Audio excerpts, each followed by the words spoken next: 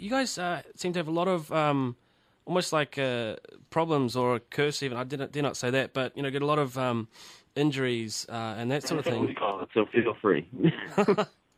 But yeah, you have all these problems and issues that keep on, just sort of accidents basically, but you're still just chugging along as big as ever. Is that is there a philosophy behind that, or are you just like, fuck it, let's just do it? Yeah, it's basically that's the philosophy. Fuck it, put your head down and kind of Eeyore through it, because every one of those things just kind of adds to your, immunity.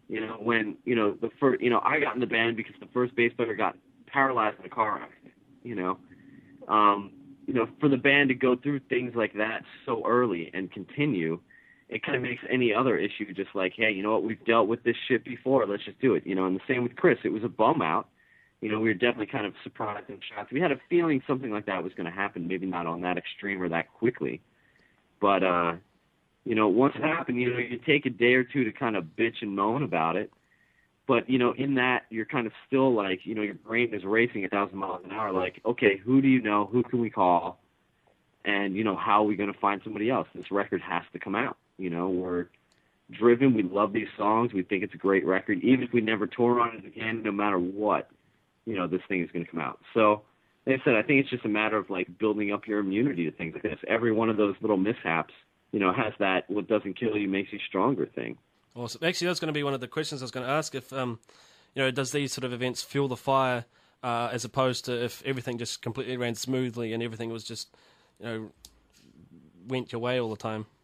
Yeah, I mean, I'm assuming it does. I don't really have any other way of looking at it. But, I can say for sure that this record, whether, and it wasn't necessarily like a vengeful thing or like a I'll show him kind of attitude when we were in the studio. But, there was something about us being like, we have to make this record awesome. We have to not necessarily, it's not like an ex-girlfriend where it's like, well, I'm going to go and date a hotter, more attractive, more successful person, within Chris' scenario. It's more just like, we knew for us that we had to make it awesome, and we're not going to let him or anything else really deter us from, our goal. So yeah, there is, there's an element of fire in that, and it wasn't just that. There are other things involved, and, even just, we're our own worst critics. So, anything that anybody else has ever said, I'm sure that we've hashed out, or at least considered. So all that stuff goes into it. Now, speaking of iWorks, the first song, I understand the first song has the original Dillinger Escape playing singer back on for some guest vocals. Right. How was that working with Dimitri? I believe his name Well, is. it was pretty simple. I mean, I think, not to kind of give up the ghost about it, but, we've been friends with Dimitri, this whole time. We're all still in some kind of, varying degrees of contact. He's got a wife and kid now. But, basically we saw him, we were all together at a wedding this summer. In the middle of recording, we all flew home to go to, one of our best friends' wedding. And, pretty much everybody, all the past Dillinger roster except for Chris was there.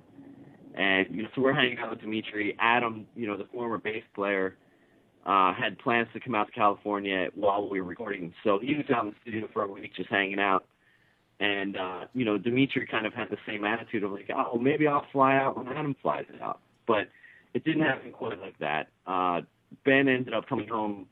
Ben was the first one to finish all his tracks.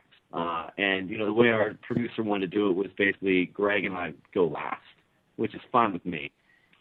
So Ben went home while we were still out in California, and he was working on some other things like the piano parts in, Mouth of Ghosts and some other, little details in his home studio or his, little office. And Dimitri was in the area and just stopped by, and Ben basically just put a microphone in front of him and said, just start screaming. We're going to put you on this song. So it was kind of like maybe not silly, but a very, almost nonchalant scenario. There wasn't this huge reunion in the studio or anything. It was just kind of, this kind of, hey, let's have some fun, and it turned out well. Now going back to how you joined, got involved with the Dillinger Escape plan, it was in 99, around that area. Was that Yeah. before? Did you sort of record on Calculating Infinity, or was that afterwards? that was Ben actually ended up playing the bass on that record. So Ben and our producer Steve did most of it. At the time, Adam was paralyzed, and I didn't really meet the band until they were like kind of in the middle of that. I remember I was there when they got the first mix of it and the first masters, and at that time I was still in school and trying to just kind of learn the material, practicing with them a little bit on like the running board EP stuff.